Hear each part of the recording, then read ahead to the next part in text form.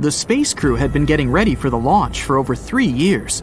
The preparations for landing on the strange planet included gathering and studying rock samples in the Grand Canyon, exploring ancient volcano formations in the Nevada National Security Site, and looking into gas and lava vents, lava lakes, and pit craters in various locations in Hawaii.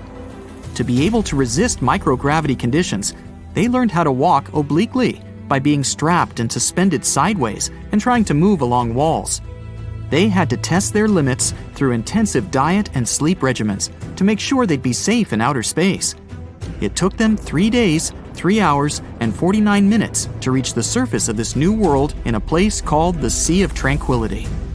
They could have gone for the Ocean of Storms or the Central Bay, but they chose this place to land because it had good visibility and it was relatively smooth and easily reachable with as little propellant as possible. One of the first things they noticed when they got there was that, well, the place kind of smelled. This may sound like the beginning of a science fiction novel, but it's actually the true story about how the Apollo 11 mission landed on the moon on July 20th, 1969. Since then, the moon has had 12 human visitors to this day. We think of it as our neighboring space buddy, but there's still much we don't know about this mysterious satellite. And that should come as no surprise, since the moon is actually always showing us the same face. That is because the Earth and its only permanent natural satellite are in synchronous rotation, which makes us think it's always permanently still. The truth is, it's not in a fixed position, and it is actually moving further and further away from the Earth each year by 1.5 inches. Believe it or not, the Earth and the Moon, although being 238,855 miles apart, deeply influence each other. While the Moon is partially responsible for the tides of the seas and oceans on our planet's surface, our Earth is actually to blame for movement on the Moon. They're called moonquakes, and they last way longer than earthquakes, some of them up to half an hour. It may look perfectly round to us on a warm summer's night, but the Moon is actually oval. The lemon-like shape is caused by the Earth's gravitational pull. Our moon features more than footprints when it comes to traces of humans.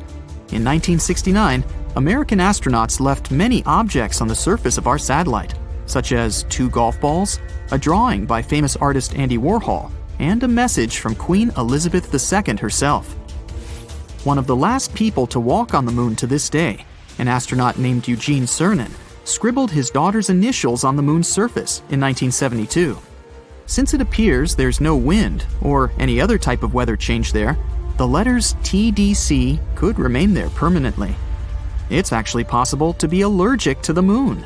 Harrison Jack Schmitt, an astronaut from the Apollo 17 mission, spent some time in a valley in the Sea of Serenity, then climbed back into the crew's lunar module, but had some moon dust on him. Just as he removed his spacesuit, he got red eyes, sneezing fits, and other allergic reactions that lasted 2 hours. Since it's so close to us, we've established that the moon has a time zone of its own. We call it the Lunar Standard Time, but it doesn't correspond to time on Earth. To get an equivalent, the explanation is a bit more complex, but in simple terms, a year on the moon is split up into 12 days, each one about as long as a month on Earth. Each one of these days got its name after a different astronaut who has walked on the moon. The start date of this calendar coincides with the moment Neil Armstrong walked on the moon. So, the Lunar Year 1, Day 1, began on July 21st, 1969 at 2:56:15 Universal Time. Since the moon has a very thin atmosphere, it has some pretty crazy temperatures, both hot and cold. They can go up to 200 degrees Fahrenheit. Over by the moon's poles, however, the temperature is always at around minus 400 degrees Fahrenheit. Humans have tried to trace the connection between our natural satellite and the Earth for as long as we can remember, coming up with words to explain why the moon's existence influences us so. In the Middle Ages, scientists and philosophers thought that during a full moon, some people were more likely to experience different health conditions. Because they saw this inexplicable connection to the full moon, people with these symptoms were named lunatics, or at times, literally, moonsick.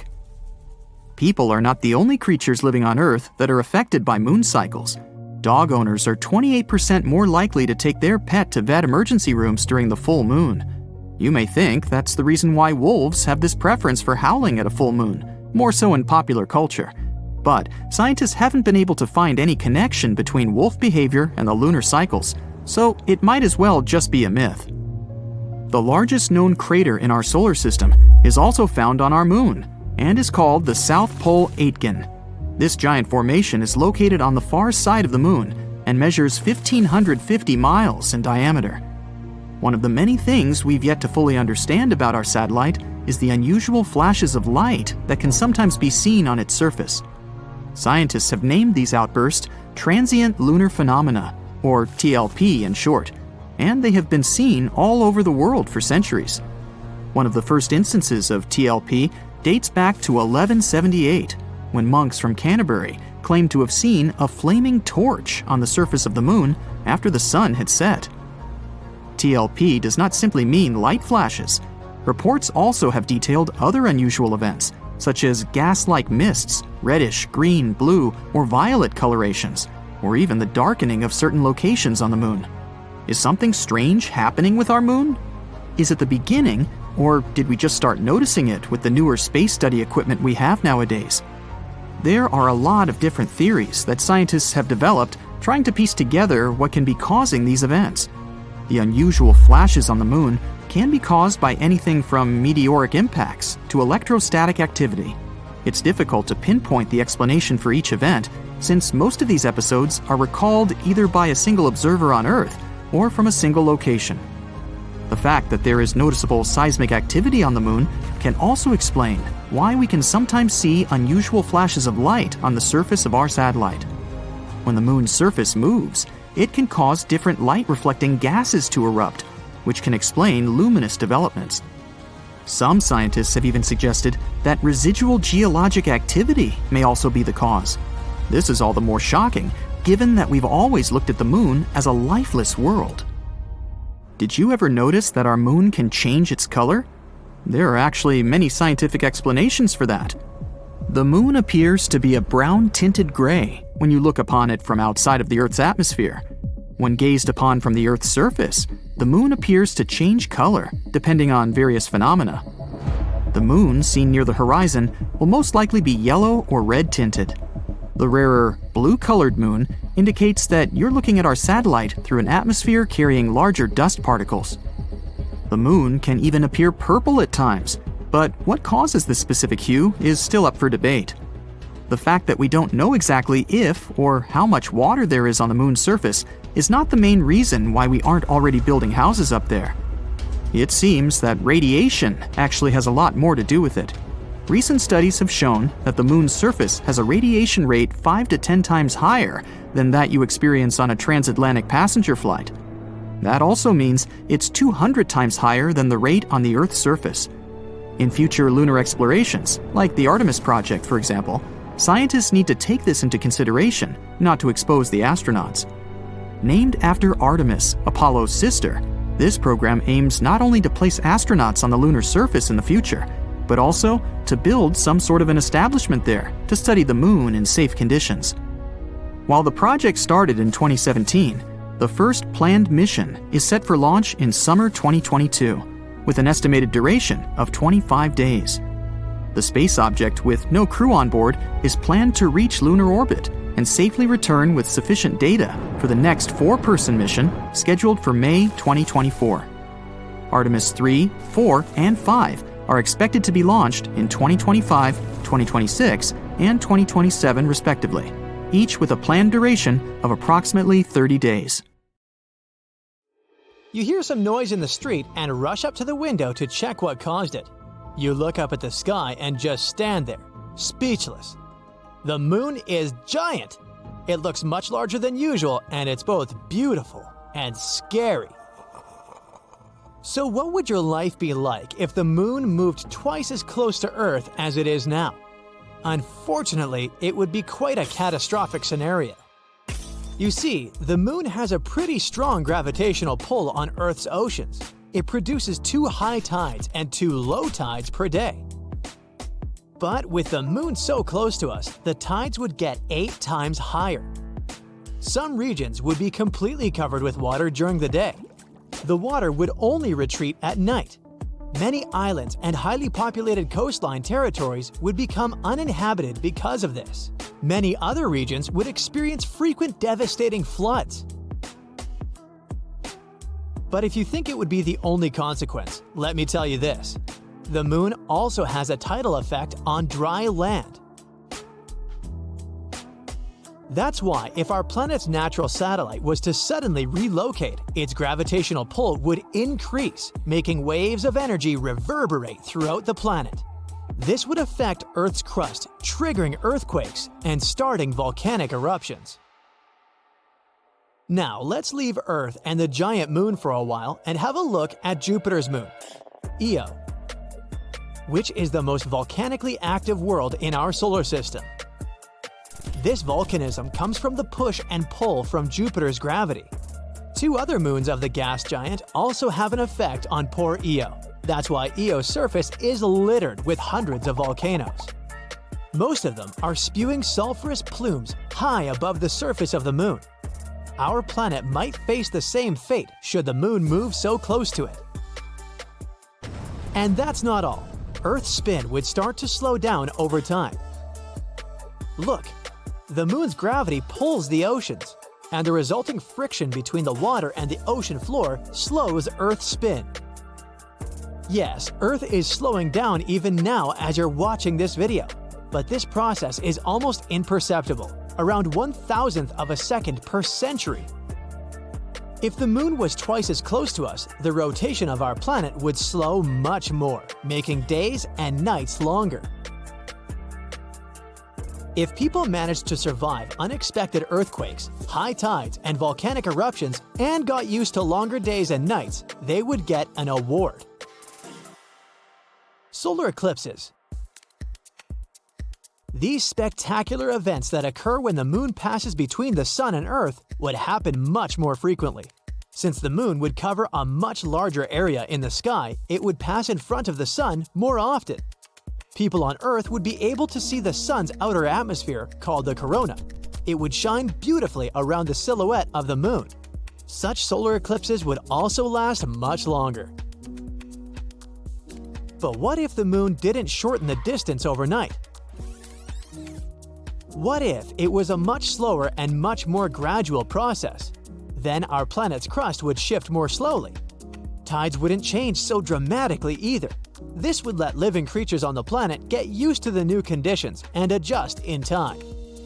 Longer days and nights would likely change the climate, and animals would have to evolve to adapt to it. Their eyes would have to change to be able to deal with brighter moonlight at night. Prey would have to learn to hide better, but predators, on the other hand, would have more advantages when hunting. But what catastrophe would have to happen to make the moon move so close to Earth? Well, it could be some massive object, like a giant asteroid passing very close to the Earth-Moon system. If the moon was in the way of this space traveler, it could take energy from Earth's satellite, which would cause the moon to spiral towards our planet.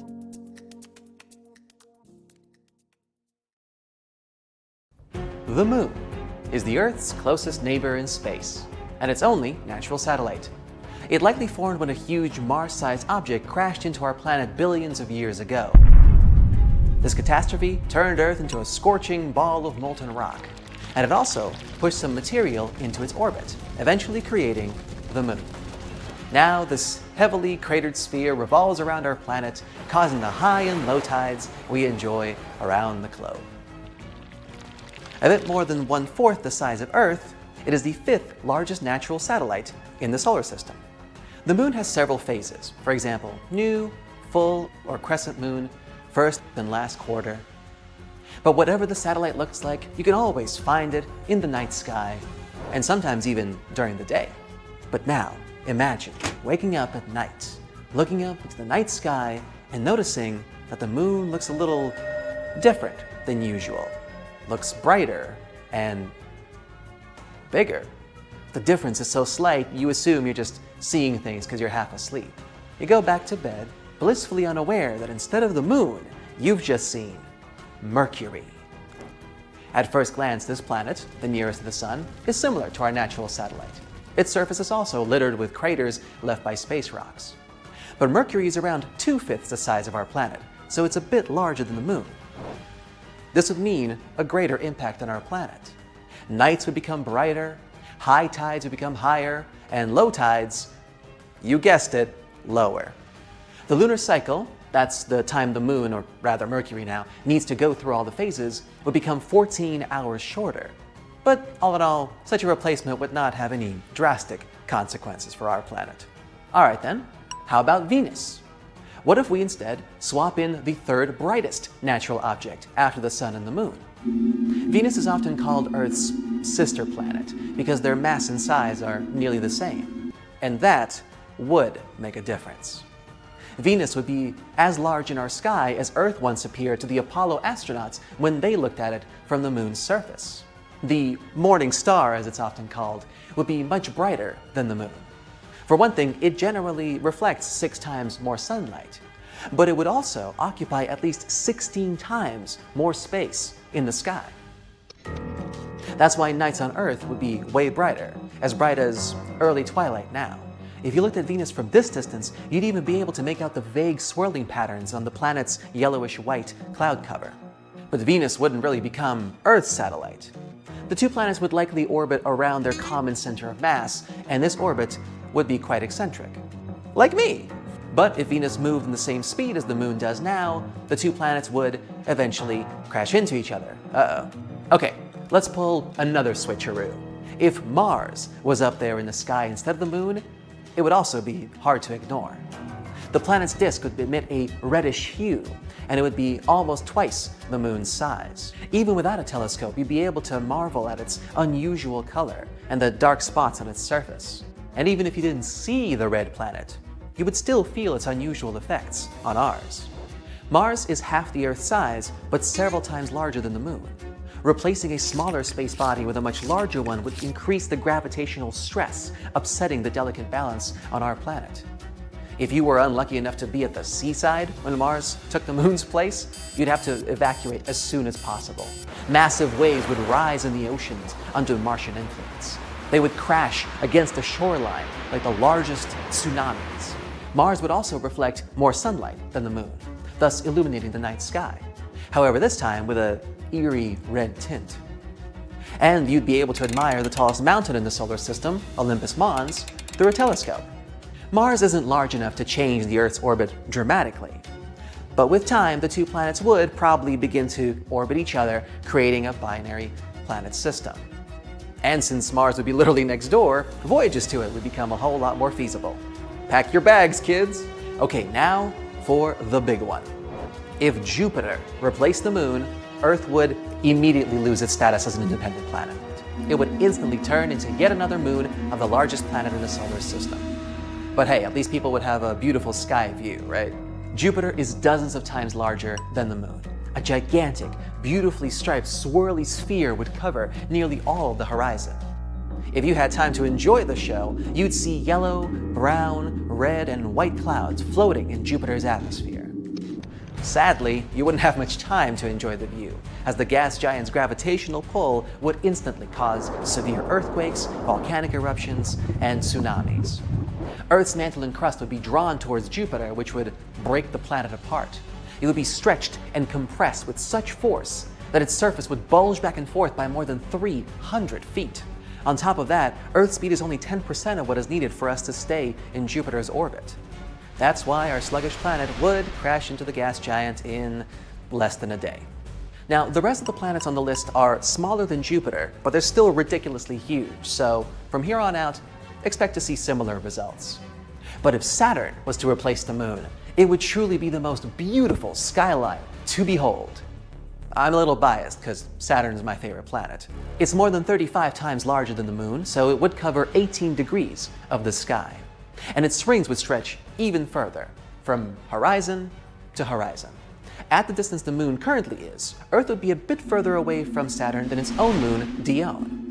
And again, since Saturn is way more powerful than our planet, Earth would once again turn into a satellite. And again, Earth's rotational speed wouldn't be enough to keep it up in orbit, so we'd most likely crash into it in a day or two as well. before burning up in Saturn's atmosphere, we'd have to pass through its magnificent rings. They're made up of pieces of comets, asteroids, and fragments of moons that shattered millions of years ago. It wouldn't be an easy feat to get through all that space debris. Plus, our planet would have to avoid all of Saturn's moons, all 53 of them. Does anyone know how to fly this thing? But even if Earth did somehow stay up in orbit and turn into Saturn's 54th moon, the gas giant's gravitational pull would still lead to massive tectonic shifts all over the globe. They would be tearing the planet's crust apart until there's nothing left. Not good either. Next up, twins. Uranus and Neptune are both ice giants. They are the same size, larger than Earth, but still smaller than Saturn or Jupiter. They both have icy interiors, deep atmospheres, and a similar color, a very mystifying bluish green. So if either of these planets replaced the moon, the consequences would be the same. So let's flip a coin. Okay, let's say that Neptune is the one you'd see in the sky one day. Neptune is 14 times larger than the moon. The planet would look like a bright blue hot air balloon in the sky, not only at night, but during the day too. It would appear to be 15 times larger than the sun. If everything else remained the same, a solar eclipse would seem to continue for ages. Once the sun would vanish behind Neptune's edge, our planet would be plunged into complete darkness for no less than an hour and a half, as opposed to our measly 7 minutes and 32 seconds with the moon. Neptune has 17 times the mass of Earth, so its gravitational pull is much stronger. That's why our planet would instantly become, say it with me now, a satellite.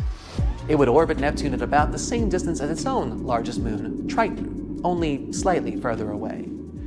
This means there would be a great risk of Earth colliding with Triton, which probably wouldn't go too well. But let's assume we were lucky enough not to cross paths with Neptune's satellite. Even so, there would be more than enough problems on our hands. For example, tides in our planet would become 1,000 times more powerful than those caused by the moon. Neptune's gravitational force wouldn't pull Earth apart, but it would heat it up significantly. The seismic activity would increase, setting off earthquakes and volcanic eruptions. And probably bork up the internet too. But of course, the most dramatic scenario would happen should the moon get replaced by the sun. See for yourself. The distance between Earth and its natural satellite is about 240,000 miles. But there are between 28 and 43 million miles between the Sun and Mercury. Even though this distance is huge, Mercury is still a scorched, deserted land. It experiences enormous temperature differences, from minus 280 degrees at night to 800 degrees during the day. So I'm sure it's no surprise to learn that if the Sun would suddenly appear as close to the Earth as the Moon is now, it would instantly burn everything off the planet's surface. You wouldn't even have a millisecond to wow at the blazing ball of plasma engulfing the whole sky. I'm afraid sunblock's not going to cut it this time. Typical solar flares are much longer than the Earth's diameter. Just one of them would be enough to melt the Earth's crust, burn its atmosphere, and wipe all forms of life off the face of the Earth. And then our blazing piece of molten rock would immediately be pulled in by the sun and vaporized on its surface. Fun! So, what do we learn from all this? More than anything, I think it highlights just how lucky we are to have the moon exactly as it is, exactly where it is. To try to replace it with anything else would only spell catastrophe for us here on Earth, sooner or later. Thanks, Moon. And thank you for watching. Earth. Home. The third blue rock from the Sun. The only known planet where life can thrive. We have around 78% nitrogen, 21% oxygen, and 1% argon, water vapor, and carbon dioxide, give or take. The perfect balance to support our respiration. The troposphere is the lowest and densest part of Earth's atmosphere, 5 to 9 miles thick. It's the part of the atmosphere that keeps changing our weather. For any life to exist, we would need this atmosphere and the same combination of gases to breathe. If all the planets in our solar system were combined to become a mega-Earth, then humans wouldn't have evolved the way we are today, and we'd have a very different planet. If we take the landscape of Mars, we'll only have solid land without large bodies of water. Earth is the only planet in our solar system with bodies of water. One of the first wonders to see will be Olympus Mons, the largest volcano in the solar system. It towers Mount Everest by a long shot at 78,000 feet above the ground. Velis Marineris is a group of canyons that make the Grand Canyon in the U.S. feel like a average one. This wonder stretches for almost 2,500 miles and goes more than 4 miles deep. On top of these epic terrains, there's plenty of other grand-scale locations on Mars that are way bigger than the ones on Earth. The planet might be as large as Jupiter. If the Earth were the size of a grape, then Jupiter would be the size of a basketball. We'd have the size of Jupiter and the rings of Saturn floating around us. The rings may seem like some large chunks of rock in the air, but they're actually ice particles and chunks of iced rocks. They range from the size of pebbles to car-sized ones. Saturn's rings are supported by the unique gravity in the region. With a lot of these ice rocks floating in the sky, there won't be much sunlight entering the planet, which means the planet will always be colder than usual. Not to mention the many moons it has. Our megaplanet could also have many moons circling above us, contributing to the tidal waves. Jupiter is known for the red spot, a place twice the size of Earth that has hurricane-like storms that have been going on for hundreds of years. The people of Mega-Earth will settle far away from it. Mercury is a planet, but looks like the Moon due to all the craters lying around. That's because of many asteroids and comets striking it over billions of years. But the landscape here mainly consists of mountains, highlands, cliffs, and valleys. The Colorus Basin is almost 1,000 miles wide. They believe it was formed by a comet. The deserts on Earth are mainly hot and consist of dunes of sand, but they also have flat plains and small hills. The largest desert in the world is the whole Antarctic continent. Mercury has no atmosphere to trap any heat, so it gets really hot when the sun is facing it and freezing cold when the planet turns away from it. On this combined mega-Earth, the desert will most likely have a similar landscape to that of Mercury. The animals living here will probably be something like giant scorpions and desert snakes that soak in some sun during the day and go out hunting at night. But the soaring day temperatures would melt anyone walking. And even though Mercury is the closest planet to the Sun, it's not the hottest. Venus has temperatures of nearly 900 degrees Fahrenheit. Scientists believe that the lands here are flat because of the extreme temperatures, but it's not all flat, with some volcanoes and highland areas. We can probably find this terrain and climate near the equator, since it's always hot there. Humans can't live there unless they build special domes to sustain life. But since the planet is now huge, not all its territory needs to be populated. Some areas will have the proper atmosphere for breathing, but some places might not have such luxuries. Over at the poles, the climate will most likely mimic Pluto's, even though it's not technically a planet anymore. In 2006, they officially declared it a dwarf planet, and it's even smaller than the Moon. There's not much known about this little mini floating rock, except that it's composed of around 70% rock and 30% ice. Scientists believe that a part of its surface is covered in frozen nitrogen, solid methane, and carbon dioxide. Since the megaplanet is huge, gravity might be quite strong here. Jupiter's gravity is enough to double your weight. Humans will most likely be really tall and mega-sized to match the big planet. Even the oceans will be huge. Our oceans will look like little lakes compared to what Mega-Earth has in store for us. Humans need something close to 24 hours in a single day. Our bodies adjusted to it quite well, but it wouldn't affect us too much if the day had a few extra hours or a few hours less. We can't live on any other planet without wearing the proper gear. We wouldn't last more than a few seconds in places like Jupiter, Neptune, and Saturn. It's possible to last as long as you can hold your breath on Mars. The atmosphere is thin and the gravity is similar to ours, but you might freeze. Even though it's a red planet, it's actually very cold and has ice caps in the poles covered with carbon dioxide. The same's true for Mercury. You can only last there as long as you can hold your breath and be in the sweet spot between the sunrise and the sunset. Ancient civilizations wouldn't have been as diverse as they were on Earth, since the extreme terrains and conditions wouldn't have allowed for discovery and training. But eventually, as humans developed special technologies for certain areas, different cultures would emerge. Many animals would also evolve in specific and unique ways, but because of the planet's enormous size, isolation, and being on top of the food chain would let certain animals be around since the beginning of the planet without evolving. So it's possible that this mega-Earth might have ancient dinosaurs roaming around, and they'd be even bigger than the ones on Earth. And even though there's a high chance that some humans might be physically different than each other, there might even be more than one species of humans living on opposite ends of the planet.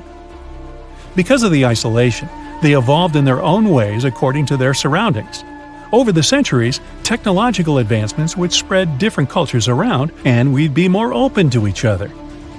Neanderthals and Homo sapiens once lived side by side and were considered as the two species of humans. Neanderthals were intelligent and used tools for hunting and drawing. Homo sapiens were survivors and wandered around to discover new land.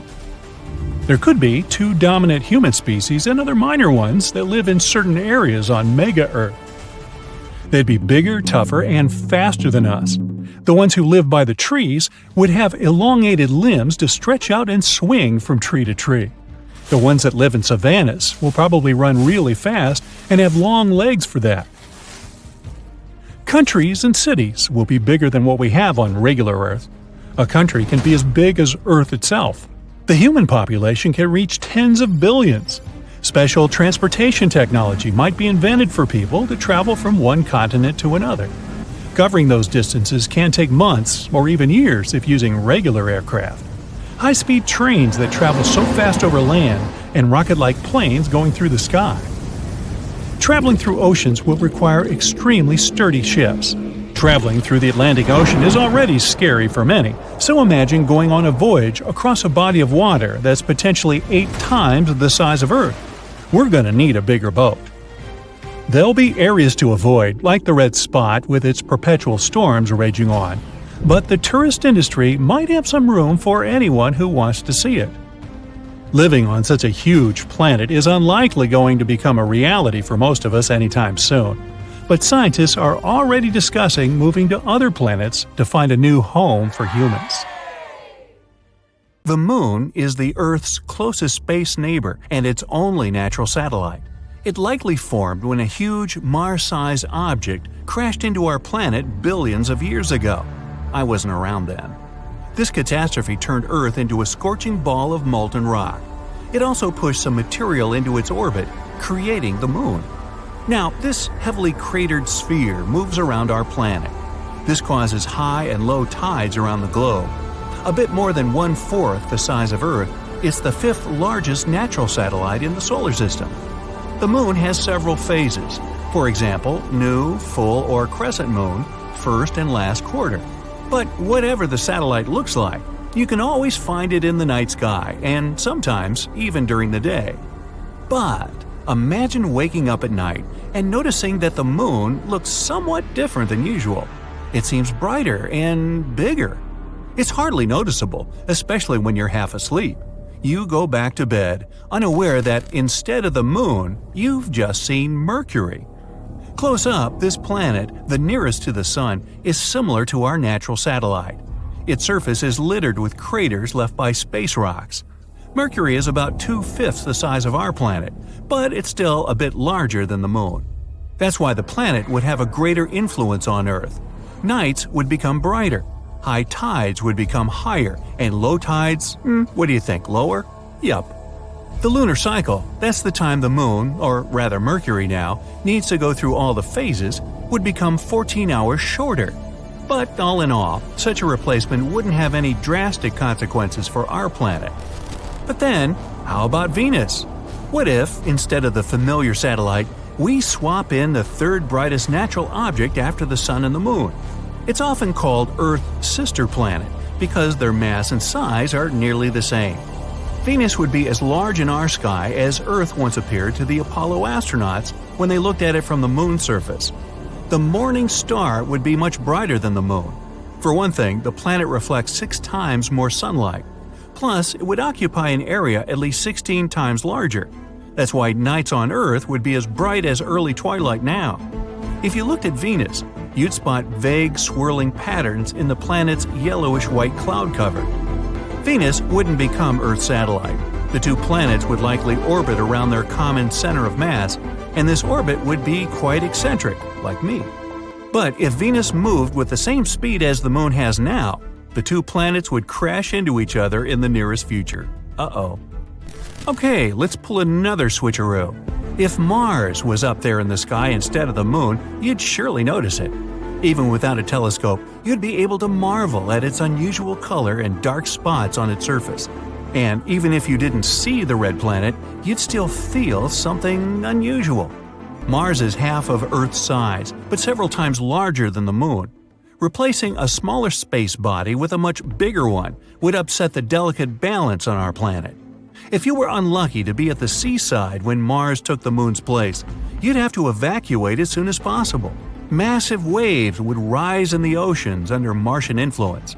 They would crash against the shoreline like the largest tsunamis. Mars would be reflecting more sunlight than the Moon. Nights would be lighter. Terrestrial landscapes would have an eerie red tint.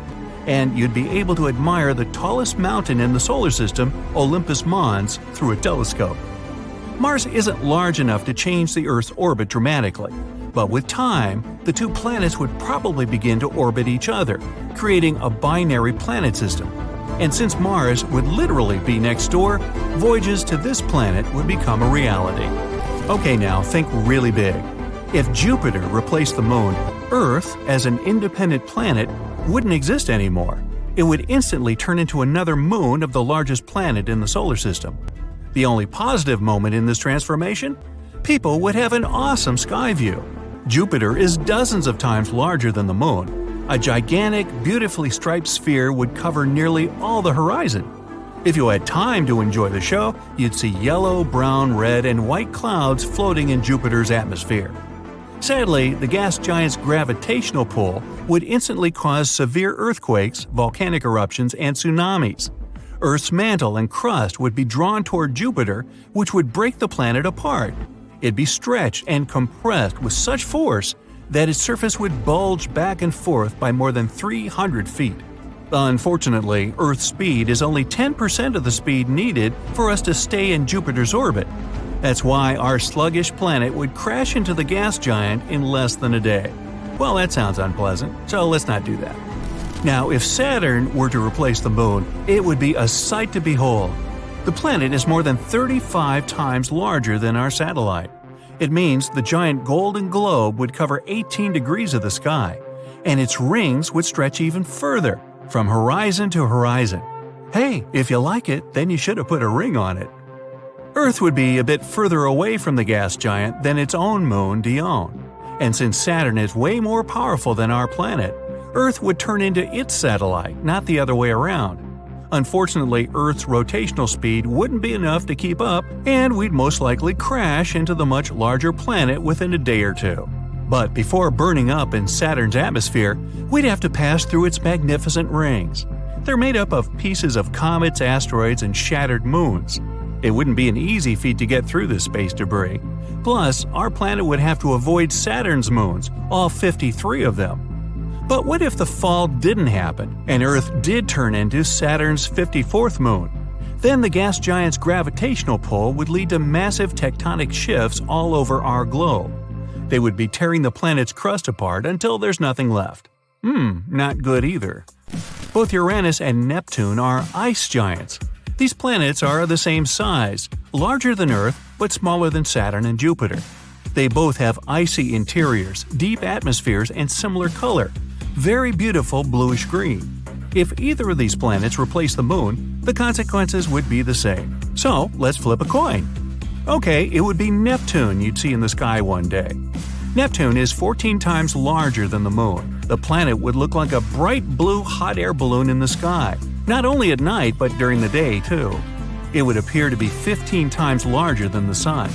If everything else remained the same, a solar eclipse would seem to continue for ages.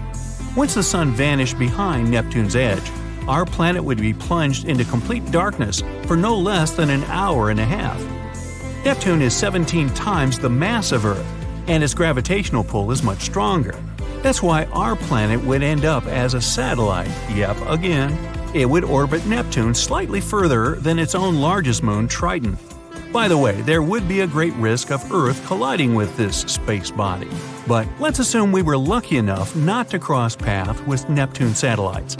Even so, there would be more than enough problems on our hands. Tides on our planet would become 1,000 times more powerful than those caused by the Moon. Neptune's gravitational force wouldn't pull Earth apart, but it would heat our planet up. The seismic activity would increase, setting off earthquakes and volcanic eruptions, and probably louse up the internet too. It's normal for planets to be a bit tilted on the side. The Earth is tilted at a 23-degree angle. That's why we have seasons. It's summer when the part of the world where you are leans closer to the sun. It works the opposite way too. It's winter when you lean away from it. But Uranus is tilted more than normal. It lies as a 98-degree angle, which has a huge effect on its seasons. Each season on Uranus takes 21 years to play out. Something to think about the next time we complain that winter lasts forever. Now, here on Earth, we measure distances in minutes and hours, maybe even days. It takes 10 minutes to walk to your best friend's house, or 15 minutes to drive to your favorite cafe. But in space, it's different. It's vast, which means we measure how long it takes to get to a certain point in years, or in most cases, light years. So, if you want to walk to the moon one day, that would take you 9 years to span the 239,000 miles. Perhaps you'd like to take a ride to the nearby star, Proxima Centauri. Maybe if you kept the pedal to the metal at a constant speed of 70 miles per hour, you'd get there in about 356 billion hours, or around 40.5 million years. Trust me, after the first 20 million years, you'd be second-guessing yourself as to why go there in the first place. Now, Mars contains the biggest valley, Valles Marineris, we've discovered so far. It's a pretty impressive system of canyons, 2,500 miles long. It's 5 times longer than the Grand Canyon. Researchers first spotted it back in the 1970s. A bank of volcanoes located on the other side of the canyon ridge probably helped form this valley. We haven't discovered a planet completely made of diamonds yet, but on some planets, it actually rains diamonds. On Jupiter and Saturn, gas giants of our solar system, lightning storms turn abundant methane into soot, which we also know as carbon. The soot falls and transforms into graphite.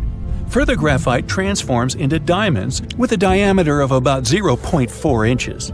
Now, before you start figuring out how to book a diamond collecting field trip, know that these diamonds don't last. After they enter the planet's core, they melt.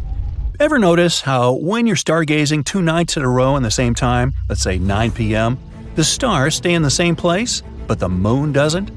Well, there are 2 reasons for that. First, it depends on what time you go stargazing.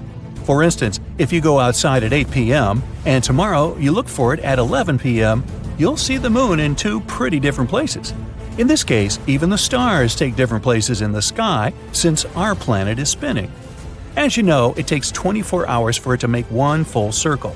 That means, from our point of view, it seems like both the sky and everything up there is just moving around us one time per 24 hours. In the same way, the sun changes its position, rising and setting every day. So, if you went outside 2 nights in a row at the same hour, in most cases, you'll have to wait for an extra half hour or more until the moon gets back to the same position as the night before. The stars are pretty much standing still. It seems like they're moving, but that's because the Earth is spinning. But the moon is actually moving around our planet and goes through different phases. For example, a new moon is when it's completely dark in the sky. A full moon is when its day side is facing the Earth. It takes approximately a month for it to finish one circle around the Earth. Maybe you'd be luckier on a diamond collecting expedition on this next planet, 40 million light-years away from Earth. Scientists used to call it a super-Earth. Now, a super-Earth is generally a planet way bigger than ours. This planet, for example, is double the Earth's size. It's so close to its star that it makes a full circle around it in less than 18 hours, which means a year there is pretty short. Since it's so close to its star, its temperature goes up a whopping 4,900 degrees Fahrenheit. Because of the heat, in combination with the planet's density, scientists have the theory that its core is made of carbon in the form of graphite and diamonds. Over 10 years ago, astronomers discovered a huge water vapor cloud. It was 12 billion light-years from our home planet. That cloud is the biggest source of water we know of. It's also the oldest, dating back to when the universe was only 1.6 billion years old. Now it's 13.8 billion years old. Man, if only I had started a savings account 12 billion years ago. With compound interest, I'd have me quite a pile of cash by now, but I wasn't around then. Anyway, this cloud is so large it holds 140 trillion times the amount of water in all the oceans on our planet. This cloud kind of feeds a black hole. It may also contain enough gases, such as carbon monoxide, to encourage the black hole to grow 6 times bigger than it is at the moment. The average temperature of our planet is about 57 degrees Fahrenheit, and the highest temperature ever measured was 134 degrees. Sound too hot? Well, on Venus, it can go up to 900 degrees, which makes it the hottest planet in our solar system. It's not hot enough to melt steel, though. It would need to be higher by 2,500 degrees to get there. But it's hot enough to melt lead, and it's way too hot to sustain life, at least not in any form that we know. Venus is not even the closest to the Sun, it's Mercury. But it has a super thick atmosphere that traps greenhouse gases. It's like you covering yourself with a pretty thick blanket in the middle of the summer. Now, we're used to seeing volcanoes spewing hot molten lava. After all, that's what they mostly do on Earth. But in space, volcanoes tend to spew methane, water, or ammonia. And these materials freeze as they erupt and eventually transform into frozen vapor and something called volcanic snow. I'm talking about cryovolcanoes here. You can find them on Jupiter's moons Io and Europa, Saturn's moon Titan, and Pluto. These volcanoes are especially active on Io, which has hundreds of vents. NASA vehicles have even captured some of these erupting in real time. Plumes of frozen vapor coming out of them extended for about 250 miles. Hey, by the way, they just discovered another moon around Jupiter that might actually be good for farming someday. It's named EIEIO.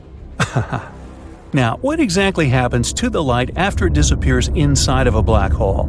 Well, photon is a particle of light. The event horizon is the boundary of a black hole.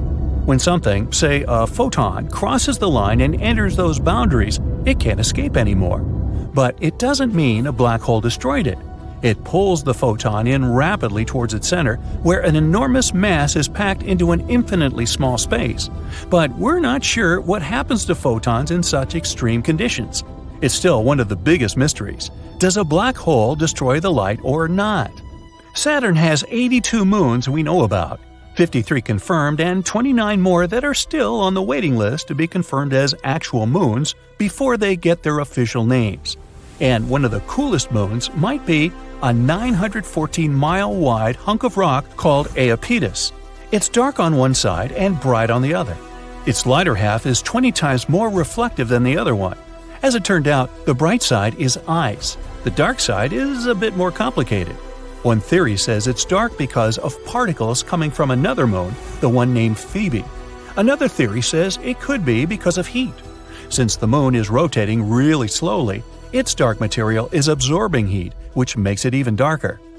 Now, how big do you think a black hole can become? In theory, we can't find an upper limit to its mass. But astronomers believe the ultramassive black holes, or UMBHs, located in the cores of certain galaxies are mostly up to 10 billion solar masses big.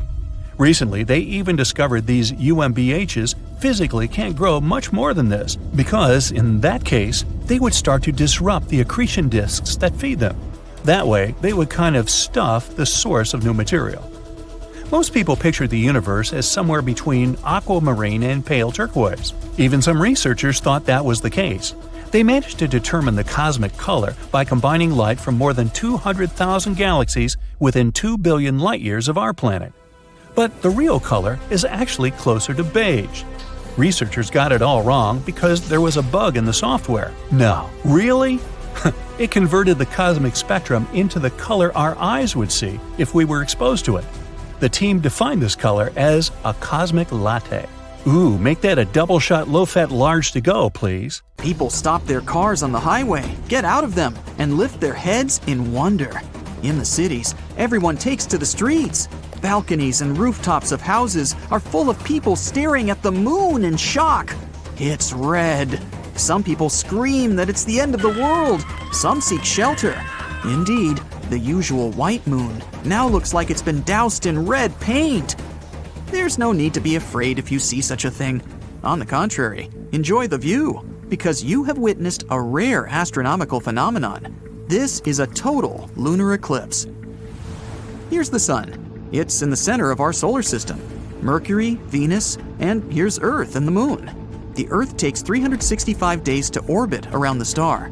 At the same time, the moon revolves around the Earth and completely orbits our planet in 27 days.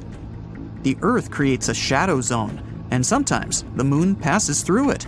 The shadow is cone-shaped and gradually narrows.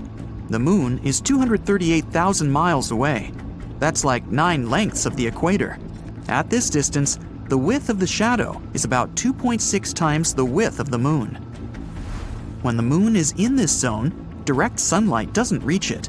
That is, it should have disappeared, but instead, it becomes red. All because the sun's rays pass through the Earth's atmosphere. They scatter, and most of the blue light disappears.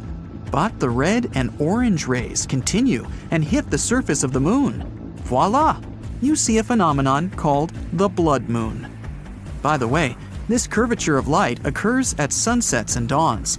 The atmosphere scatters the blue light, and you see a red and orange sky. If you were standing on the surface of the moon during a total lunar eclipse, planet Earth would be exactly between you and the sun. So you would be able to observe the solar eclipse. The surface of the Earth would become entirely dark for you. All you'd see would be the sun's corona illuminating the edges of the planet. The Earth from the surface of the moon is almost the same size as the moon from the surface of the Earth. Such a red eclipse of the moon is rare because several factors must coincide. One of them is that the moon must be full. Usually, you can see 2 total lunar eclipses a year. In 2038, you'll be able to see 4 such eclipses, and the eclipse itself can last up to 108 minutes. But this is rare, and the last time such a long blood moon was seen was in 2000. Many years ago, people didn't know so many facts about our satellite, and the sight of a red moon frightened them. It was a bad sign and a harbinger of trouble. People who knew the schedule of eclipses could take advantage of it. For example, Christopher Columbus had an astronomical almanac and knew when the next lunar eclipse would occur.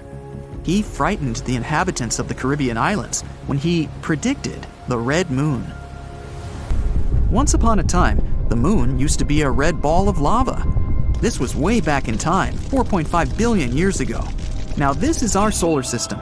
It's full of dust and asteroids. They're constantly bumping into each other, playing space billiards. This is Earth. It's just beginning to cool off from the constant asteroid and comet impacts. But then, Thea appears on the horizon, a planet the size of Mars.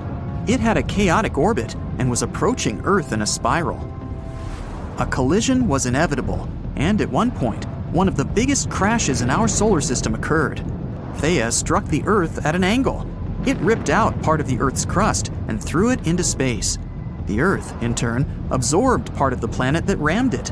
The debris from the collision circled the Earth for a long time. They were a kind of ring, almost like Saturn's. Debris in orbit collided and piled up around a common center of gravity. And that's how the Earth got the moon. There's a theory that this collision helped give birth to life on our planet. Thea hit the Earth at a perfect angle. If the crash had been head-on, both planets would likely have been destroyed in a massive explosion. If the impact had been tangential, then there wouldn't have been enough debris in Earth's orbit to form the moon. But we got the lucky ticket. The moon stabilized the Earth's rotation. The collision shattered the planet's solid crust and allowed oceans to form. Remember, water is the basis of life. When the cores of Earth and Thea merged, we got a powerful magnetosphere. This protects all living organisms from solar radiation. The moon, along with the sun, controls the tides. Its gravity seems to draw water to it from the Earth's surface. The sun does the same thing. That is, if we imagine the Earth as a ball of water, there would be 2 mountains, one on the moon's side and one on the sun's side. And as the moon moves around the Earth, this mountain of water moves with it. If you were in the open ocean with a tape measure, you would see that the moon is attracting water to itself by about 4 to 6 inches. The moon is gravitationally locked with the Earth. That's why it's always turned to us with one side, like Mercury and the sun. But the moon doesn't stand still. It's gradually moving away from our planet, about 1.5 inches a year.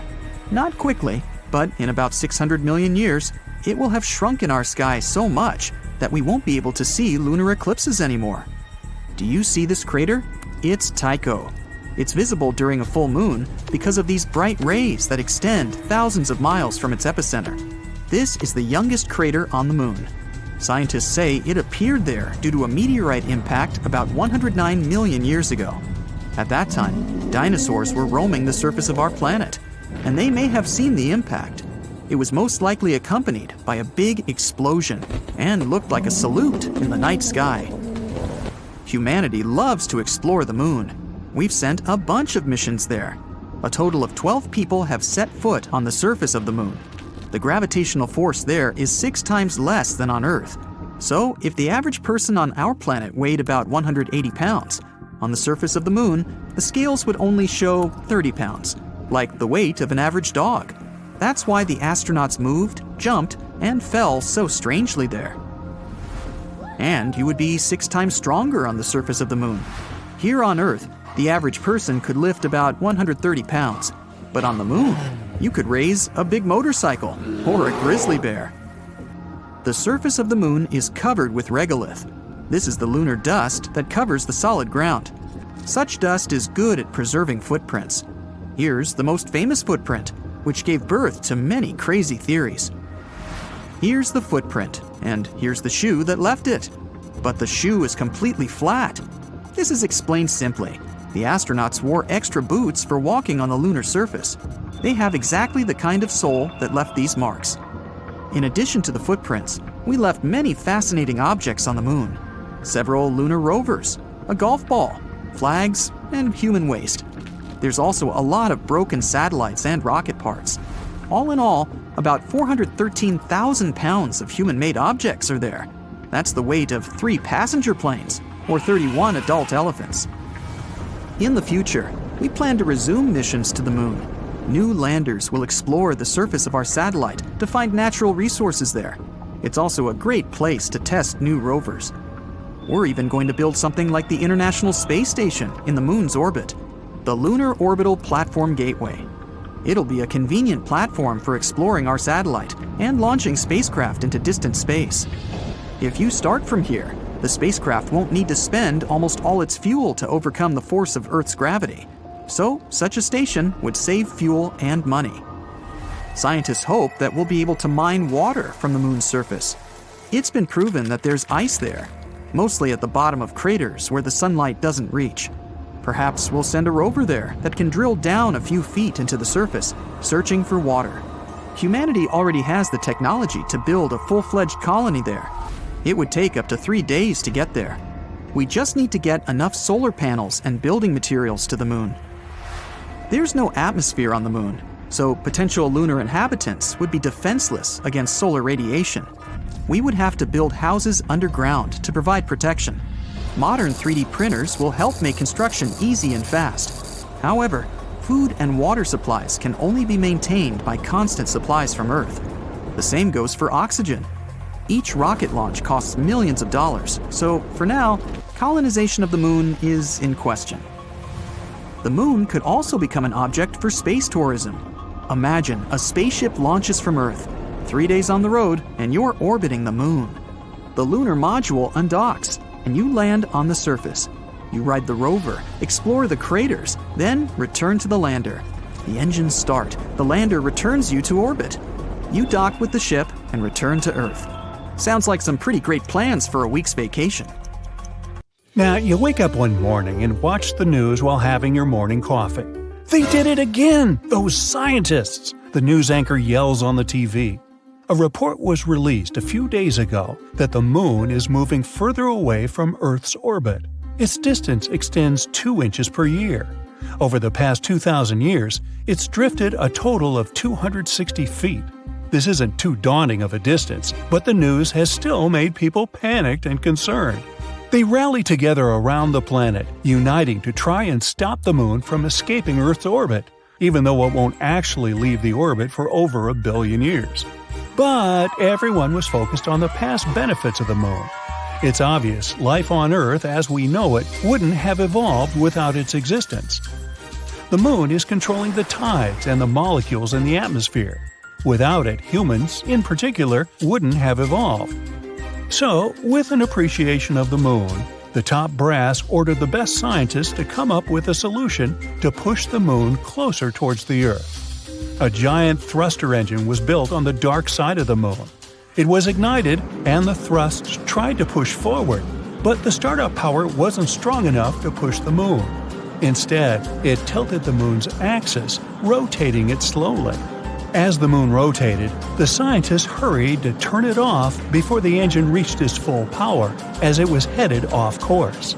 The brass didn't accept this and ordered them to continue with the objective.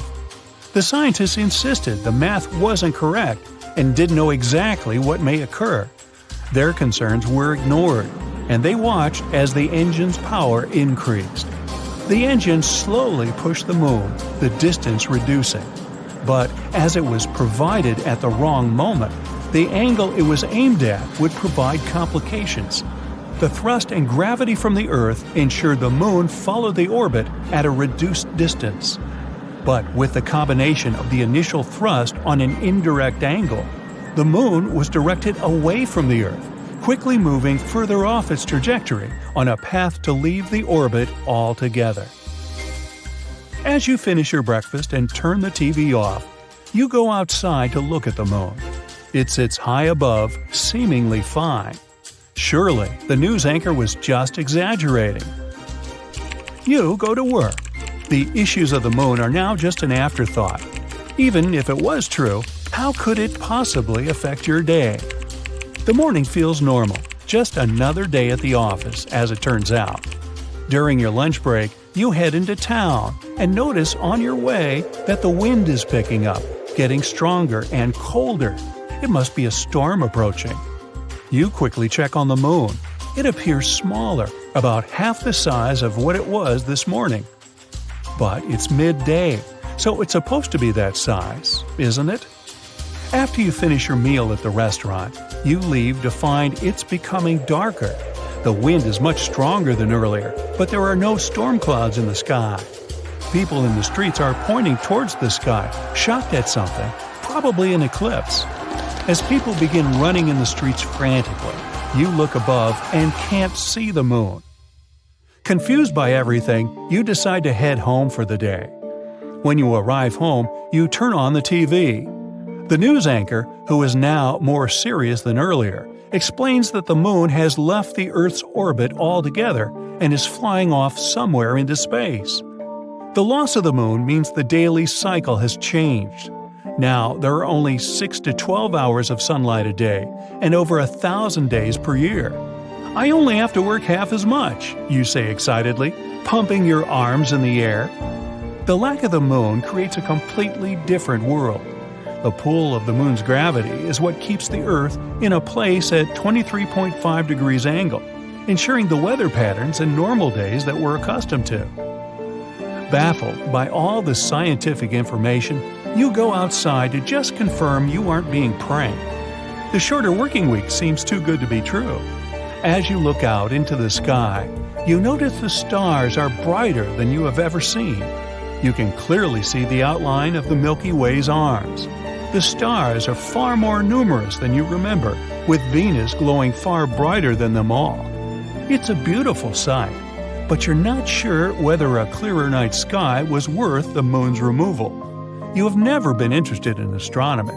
You decide to go to bed. It's a good idea to adjust to the new night and day cycle. You set your alarm for 2 hours. That should be enough, you say to yourself happily. Tomorrow is Saturday, after all. You need to get up early to go surfing. Gotta catch those high tide waves. You wake up, get your things together, and drive to the beach. The news on the radio explains some issues about how the Earth is now more defenseless to asteroids without the Moon. Then they talk about some issues with the tides. Something about how the tide is now 1/3 the size it used to be before. You're unsure how this could affect the waves. Maybe it means they will be larger. You park at the beach, grab your board, and look towards where the surf should be. It should be high tide, but the sea is somehow a lot further away than normal. You shrug off the hurdle of having to walk towards the water. After a long, enthusiastic walk toward the gnarly waves, your mood changes as you approach, staring blankly at the tiny waves. Upset, you head home. While driving, you listen to the news and pay more attention to the information provided. In place of structured seasons, there are only erratic weather patterns. Winds are faster and stronger, creating more powerful storms, and in some places, there are just stagnant conditions. The equator is no longer always warm. The poles aren't constantly cold. The depths of water shrink. Tides only adjust to the sun's gravity, reduced to 1/3 of the pre-moon depths.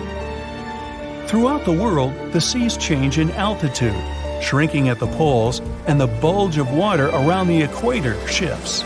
The moon regulated the tides and provided the periodic changes that were a key element to assisting with life on Earth. Aquatic life forms are displaced within shallows worldwide. Life cycles of important microbial life have been upset. You couldn't imagine that something as simple as a change in the tides could be so important to billions of life forms. Water and precipitation, which is distributed across the globe, cannot provide sustenance where they did before. The weather has become more extreme, hotter for longer periods and colder for other parts of the Earth. Over time, some thousands of years in the future, dry deserts will transition into ice ages. These intense changes disrupt the natural order of all things for life on Earth. Not only did the moon control the tides and weather, but it used to pull molecules within the atmosphere as it moved. The now constant movement disrupts molecules, creating barriers for future evolution. You arrive home, upset after learning the disheartening news. Not only will you never be able to surf again, but all life on Earth will change. An age of devolution has begun. Over the next year, flora and fauna change to adjust to this new world. Migratory animals that would travel toward greener pastures find nothing at all. Birds are completely confused, with no end to the change in seasons. Hibernating animals delve in and out of their shelters at the incorrect times, and vegetation struggles to grow at the lack of sunlight. Nocturnal animals cannot see without guided assistance from the reflection of the moon. Although Venus is the brightest source of light when it's dark, it's only 1/1000th of a fraction as bright as the moon was. Predatory animals that hunt during the night are not capable of finding their prey, providing an opportunity for smaller animals to thrive. Although life on Earth has changed, it will continue to exist. But the sudden adjustments will become a test for all walks of life. Over time, it will be very interesting to see what species have adapted and evolved. A world where rats and mice would be more prominent due to their adaptive capabilities could create a new dominant species to emerge. In millions of years of evolution, their descendants will primarily flourish. We could see buffalo-sized mouse herbivores crossing the plains and tiger-sized rats roaming within the jungles. Tree-faring mice with long arms may swing amongst the branches. Others will probably move to the seas in place of mammals to feed upon aquatic life. Wide-eyed predatory rats may occur to have similar traits to bats, with echolocation, becoming the conquerors of pitch-black nights. All the new species that will emerge, undoubtedly, will continue to be monitored by humans, wherever we may be. Have you ever wondered why Earth doesn't have rings? Gas giants, Jupiter, Saturn, Uranus, and Neptune, have them.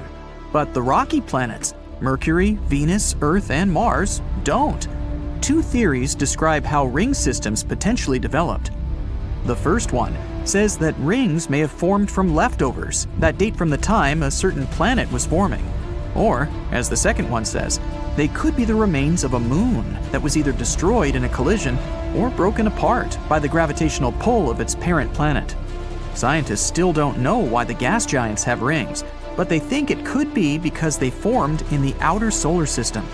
Rocky planets formed in the inner area of our solar system, which is why they were more protected from potential impacts and collisions that might have formed rings around them. Or the reason is that the bigger planets have a larger volume, which allows a ring system to remain stable. Some scientists think our planet did have a ring system a long time ago. In its early stage, a Mars-sized object hit the Earth, and this probably resulted in a dense ring of debris. But its ring system pretty soon coalesced, and that's the way our moon was formed. More than 10 years ago, in 2011, astronomers found a huge water vapor cloud about 12 billion light-years away from our planet. This cloud is the oldest source of water that we know of. It dates back to when the universe was only 1.6 billion years old, and now it's 13.8 billion years old. This unusual cloud is also the biggest source of water that we know of.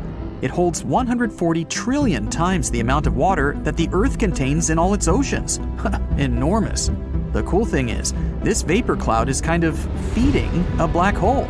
It may contain enough gases, such as carbon monoxide, to help its black hole grow even 6 times bigger than it is now. We all know that Earth has one moon, but there are 2 more asteroids, 3753 Carina and 2002 AA29, locked into co-orbital orbits with our planet. The first one doesn't really circle around the Earth, but has some sort of a synchronized orbit with the planet, which is why it looks like it's following the Earth in a stable orbit, while in reality, it has its own specific path around the Sun. The other one, 2002 AA29, follows a horseshoe orbit around our planet. Its specific path brings the asteroid closer to us every 95 years. You'd expect Neptune to be an extremely cold and dark place. After all, it's an ice giant 2.8 billion miles away from the Sun. There's not too much sunlight there, so noon on Neptune is similar to twilight on our planet. But this ice giant appears to be creating its own heat. To be precise, 2.6 times more heat than it gets from the Sun. This probably has to do with all the pressure near the planet's core. It builds and releases hydrogen, which keeps Neptune's center at a crazy temperature of 9,300 degrees Fahrenheit. But its atmosphere is still quite chilly. It ranges from about negative 240 degrees Fahrenheit to negative 330 degrees Fahrenheit. What shape do you think of when someone mentions storms? Probably long ovals of hurricanes and conical tornadoes. But that's something we see on Earth. At Saturn's North Pole, a storm has been raging for at least the past 40 years, and it has a hexagonal shape. Such a weird shape probably has something to do with Saturn's turbulent gas, or maybe even with zonal jets that extend many miles down into a region of extremely high pressure. Have you ever wondered why planets don't twinkle while stars do? The thing is, if you were out there in space, you wouldn't see them twinkling at all. The reason we see stars twinkling is because of Earth's atmosphere. The pin-sized light coming from a star hits the atmosphere. The atmosphere then refracts it, which sends the light skittering off in a zigzag. That's what we perceive as the twinkle. Planets appear much bigger to us than just pinpoints. And yes, their light zigs and zags after hitting the atmosphere too. But those motions cancel each other out, which is why we don't see twinkling, but only a steady glow. In some regions, you can expect big changes in temperature. For example, in Montana, where in a single day, temperatures went from negative 54 degrees Fahrenheit to 45 degrees Fahrenheit. Yeah, sounds like a lot, but it's still nothing compared to Mercury, where temperatures tend to vary over 1,000 degrees Fahrenheit in a single day. They start out at negative 280 degrees Fahrenheit at night, and eventually go up to 800 degrees Fahrenheit during the daytime. Picture a wardrobe you'd need to prepare for a single 24-hour visit to Mercury. Why doesn't the atmosphere of our home planet vanish and disappear into the vacuum of space? Even though we can't see them, the gas and vapor molecules that our atmosphere consists of all have mass. As such, all of these molecules feel the gravitational pull of the Earth, just like we do. They could escape, true, if they had enough energy. For instance, if our planet was closer to the Sun, the atmosphere would be hotter, and its molecules could get away easier. But the Earth, fortunately, is just at the right distance from the Sun and has exactly enough mass to keep its atmosphere in the same place. When you think of volcanoes, you probably picture hot molten lava coming out of them. At least, that's how it works on Earth. But in space, volcanoes can spew methane, water, or even ammonia. Up there, a volcano can also spew specific materials that freeze as they erupt. Then they turn into frozen vapor and some sort of volcanic snow. It's a common thing on Jupiter's moons Europa and Io, also on Pluto and Saturn's moon Titan. They're called cryovolcanoes, and Io has extremely active ones. Over there, you'd see hundreds of vents with plumes of frozen vapor that tend to extend about 250 miles. And NASA vehicles have even captured some erupting in real time. Bam! Planets, moons, asteroids, comets, and stars, they can all collide, and galaxies too. Our galaxy, the Milky Way, is 2.5 million light-years away from Andromeda, our closest galactic neighbor. Astronomers believe the Milky Way is on a collision course that will destroy both galaxies in the distant future. Or at least, galaxies as we know them. The two galaxies are going faster and faster toward each other at a rapid clip, 250,000 miles per hour. It will be chaotic, and many planets and stars won't survive the collision. Eventually, these two massive entities will merge and turn into a completely new, unrecognizable galaxy. But here's a small comfort. Scientists assume this is not scheduled to happen for another 4 billion years. In case you want to fuse two pieces of metal together, you already know the only way to do that is to apply heat so these pieces can reach their melting points. In space, you don't need heat to do such a thing, or basically, any action at all. We call it cold welding, and such a phenomenon happens when you slide the metal pieces over each other. In that case, they wear away their protective oxide layers. On Earth, these layers stop them from fusing, but in space, this type of protection disappears. That's why the electrons from one piece of metal just flow into the other piece. And ta-da! They're one without any effort. Scientists used to believe the Earth was the only planet in our solar system with tectonic activity going on. Tectonically active means plates under the crust are moving. This process releases heat, which then deforms the Earth's surface and leads to its shrinking. But now, we know this happens on other planets too.